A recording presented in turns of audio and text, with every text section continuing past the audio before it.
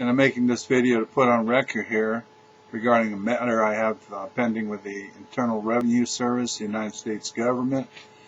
About in 1995-96, I did not file tax returns as I had no taxable income and no obligation to file these tax returns. The government had a different position, and they thought that I had taxable income, but we both agreed that I did not file tax returns.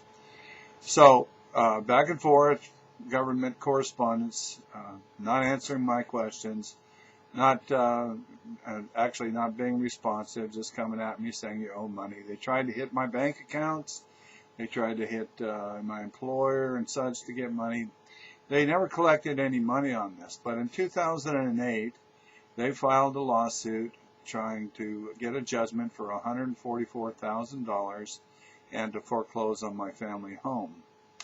Through the process, there's something called discovery, and part of discovery is seeking answers to interrogatories. So I posed some interrogatories, and among them I asked for copies of assessments, and they were never produced, and of course the government didn't have to produce them. They used some other form to say that, yeah, they were done, but in fact don't actually produce the assessments. I also asked them to give me the code section, to provide the code section that imposed the liability on me in the first place.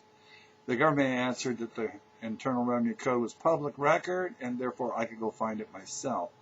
The judge was not satisfied with that answer, so he ordered the government to answer the question further. Well, then the government came back and said, here are the code sections that relate to this matter.